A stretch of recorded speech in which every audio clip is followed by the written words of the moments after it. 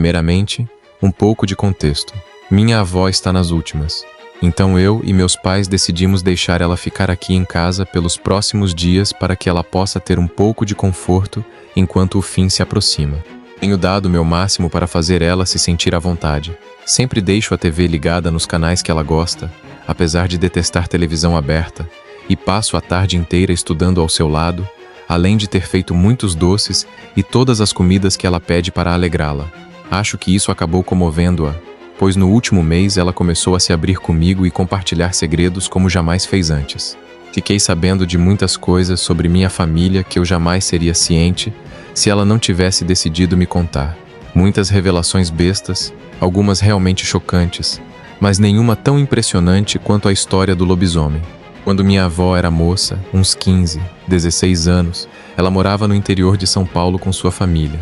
Eles tinham uma fazenda modesta de algodão, além de alguns poucos porcos, vacas e galinhas. Em uma noite de lua cheia qualquer, os pais dela foram passear e a deixaram sozinha em casa com os irmãos mais novos. Estavam todos brincando juntos no jardim, até que, de repente, ela e os irmãos começaram a escutar os cacarejares desesperados junto com os grunhidos assustadores vindo de dentro do galinheiro. Ela pegou o rifle, trancou os irmãos em casa e foi dar uma olhada. Assim que ela abriu a porta, se deparou com um lobo gigante devorando as galinhas impiedosamente. A besta não percebeu a presença da minha avó imediatamente, pois estava de costas, curtindo as galinhas. Logo, ela não hesitou e atirou 3 vezes na fera para que ela não tivesse nem chance de reagir. Minha avó foi se certificar que o bicho estava realmente morto e deu um 4º tiro na cabeça do cadáver, só por precaução.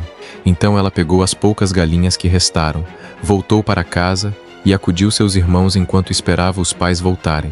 Quando meus bisavós enfim retornaram, ela explicou toda a situação. Um lobo tinha comido mais da metade das galinhas, mas já estava tudo resolvido porque ela matou ele. Muito bem, todos foram dormir. Na manhã seguinte, ela e os pais vão averiguar o tamanho do estrago feito no galinheiro e... não tinha lobo nenhum. Não tinha nada além de um homem de meia idade, branco, nu, de bruços, já frio no chão. 3 tiros nas costas, 1 na cabeça, exatamente como minha avó tinha disparado naquela criatura na noite passada. Meus bisavós chamaram a polícia, mas no fim não deu nada. Aparentemente, o cara era muito sozinho, viúvo sem filhos. Ninguém foi atrás de buscar justiça por ele. Além disso, foi muito fácil alegar que minha avó o assassinou em legítima defesa. Ele estava na propriedade dela matando os animais dela. Uma menininha não poderia se defender contra um homem adulto de outra forma senão com uma arma de fogo. Enfim, meus bisavós compraram mais algumas galinhas e a vida seguiu, mas minha avó nunca esqueceu. Seus pais nunca acreditaram que ela matou um lobo. Não importa o quanto ela chorasse e jurasse pela própria vida que era verdade. Os próprios irmãos dela, que também tinham ouvido os grunhidos da besta, passaram a atribuir a memória à imaginação infantil. Imaginação essa que minha própria avó teria supostamente condicionado. Ela disse, cheia de pesar, que a única pessoa que soube dessa história, além da sua família, foi seu falecido marido, padrasto do meu pai, e que nem mesmo ele acreditou nela. Foi então que ela perguntou se eu acreditava nela. Na hora, respondi que sim, enquanto tentava soar o mais séria possível. Acho que a convenci porque ela parecia aliviada, mas, sinceramente, não, eu não sei se acredito. Minha avó está totalmente lúcida. Sabemos graças a exames recentes, e doenças como Alzheimer e demência não correm na nossa família de qualquer jeito. Portanto, já exclui a possibilidade de essa história ser fruto de algum devaneio mental originado pela idade. Por outro lado, minha avó sempre me disse que eu tinha cara de boba, que eu era inocente demais para esse mundo, que eu tinha que ser mais esperta, etc. Então parte de mim também sente que ela está zoando com a minha cara, mesmo que ela nunca tenha feito algo assim antes. A questão é que ela é ateia, do tipo detestável que manda você ir se ferrar quando você diz Deus te abençoe, e zomba de qualquer coisa relacionada ao sobrenatural, por mais supérfluo que seja, incluindo superstições simples como cortar o bolo de aniversário de baixo para cima. Por isso foi muito estranho escutá-la falando sobre um lobisomem com tanta seriedade. Realmente senti que ela tinha se aberto comigo naquele momento, que ela estava sendo vulnerável e queria minha validação, o que também é estranho por si só porque ela sempre foi muito casca-grossa e severa, especialmente comigo. Considerei a possibilidade de ela realmente ter matado um homem em legítima defesa e depois ter criado essa história do lobisomem para sentir menos culpa. Mas a verdade é que eu não sei. Genuinamente não sei.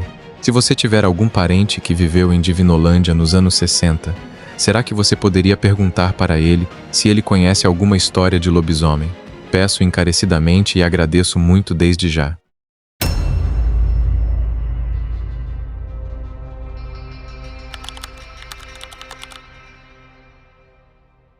Vou deixar meu relato aqui sobre uma criatura que acredito ser um lobisomem, porém não tenho certeza. Sempre gostei de pesca, acampamento e estar próximo à natureza quando era adolescente. Seguindo isso, aos 18 anos ingressei no exército, lotado na 11ª Begda de Infantaria, onde tive muito mais contato com selva e pude aprender muitas técnicas de rastreamento e sobrevivência.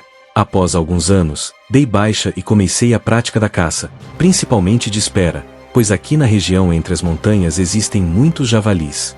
Caso um bando deles te pegue no chão, você está muito mal arrumado. Durante o dia, fui a um lugar entre as montanhas da serra, muito isolado, pois a geografia dificulta muito a abertura de novos caminhos. É um local com pontos planos, porém com grandes depressões de pedra e inclusive algumas cavernas. No meu reconhecimento pela área durante o dia, consegui encontrar 3, porém não entrei em nenhuma, pois tenho receio de haver bolsões de gás ou contaminação por algum fungo nesses lugares. Vi algumas marcas de unhas em uma árvore e deduzi se tratar de uma onça parda, pela altura e profundidade das marcas. Depois de deixar a moto em uma trilha de gado e andar cerca de 3 quilômetros mata dentro, achei um lugar perfeito para montar um local de espera. Uma grande aroeira bem na beira de um pequeno vale, com uns 20 metros de desnível no máximo, ao qual corria um pequeno riacho no fundo. Logo atrás havia um platô com muita vegetação secundária e rasteira, cercado por árvores grandes. Julguei o lugar perfeito para caçar, pois havia água, a geografia obrigava os animais a descer por perto da aroeira e o ponto de vista dessa árvore era privilegiado. Tirei fotos do lugar e mandei para um amigo que é guarda municipal na cidade vizinha, e combinamos de caçar na lua cheia, que iria acontecer em 12 dias, pois com a lua nessa fase é possível ver muito bem mesmo sem lanterna. O que, além de espantar os animais, nos tornaria muito visíveis, e não tínhamos licença de caça. Preparei todo o meu equipamento. Um facão BK9, uma carabina 9mm de 25 polegadas, e minha mochila com lanterna, cantil, poncho, moletom e comida. No dia anterior, meu amigo não pôde ir e ligou me avisando. Falei que tudo bem, mas fiquei puto. Tinha planejado isso por quase um mês e não teria outra folga e tempo para fazer isso tão cedo. Então tomei uma decisão de merda e decidi que iria sozinho mesmo. Até tentei chamar mais alguém para ir, mas sem sucesso. Quando eram 16 horas, cheguei de moto na trilha de gado que contornava a floresta, parei a moto na mata, cobre com folhas e galhos e rumei para a grande aroeira que havia encontrado quando fiz o reconhecimento da área.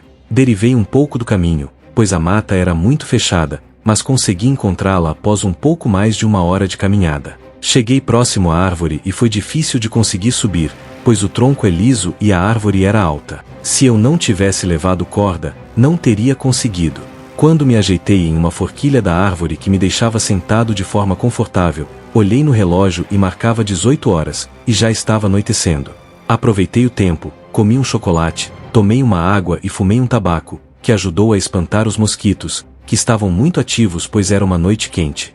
Peguei minha arma, passei a bandoleira no ombro e já deixei ela engatilhada, para que quando algum animal estivesse perto o barulho do ferrolho não o espantasse, e comecei minha espera. Quando a luz do sol acabou, a lua demorou cerca de 1 hora para nascer, eram mais ou menos umas 20 horas. Lembro de ver o primeiro animal justamente no córrego bebendo água. Eram 4 siriemas, que são umas aves bem gostosas, inclusive, cacá. Porém fiquei com dó e resolvi não abater nenhuma delas. Depois disso, a noite estava quente e estranhamente quieta, tão quieta que acabei adormecendo na árvore, e fui acordado às 0h30 por um barulho de choro de cachorro muito alto, vindo do outro lado do vale. De verdade, parecia que tinha alguém espancando um cachorro. Pensei que uma onça parda talvez tivesse pego um cachorro do mato ou alguma coisa do gênero. O escândalo era tanto que até cogitei em descer para ir ver o que estava acontecendo, porém fiquei estático em cima da árvore. Estava escuro, não era boa ideia andar na mata à noite sozinho. Poderiam acontecer 1000 coisas. Quando começo a ouvir passos pesados na mata, próximo ao riacho, barulhos de galhos quebrando e rosnados estranhos se intercalando com choro de cachorro.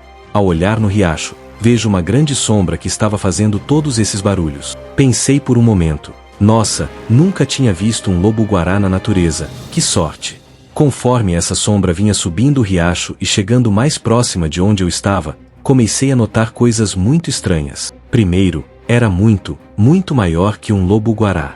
A criatura fazia movimentos parecidos com alguns ataques epiléticos e rosnava para o nada. E aí aconteceu uma coisa que me deixou em choque. Até então a criatura estava andando em 4 patas como um canídeo normal, porém ela se levantou sobre 2 patas e continuou a chorar.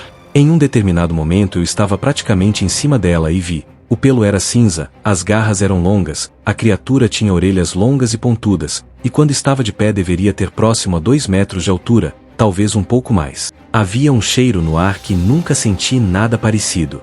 Era uma mistura de carniça com urina, muito estranha, um cheiro ácido. Essa criatura ficou embaixo da árvore, de pé em 2 patas. Eu a escutava farejando, puxando o ar com muita força e rosnando. Pensei até em atirar nela, porém, e se eu errasse? Uma coisa eu tenho certeza, ela não me viu na árvore. Quando já estava em choque, pensando que essa coisa estava me cercando, escutei um barulho de galho quebrando no meio da mata, e essa criatura saiu correndo sobre 2 patas para a escuridão do mato.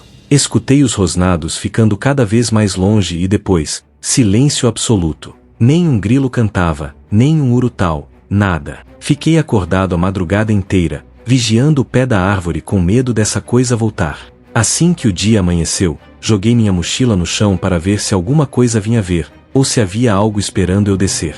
Como não aconteceu nada, desci da árvore e saí correndo pela floresta até a moto, e nunca mais voltei para aquelas bandas. Não sei que animal era. Sei que nunca vi nada sequer parecido com aquilo.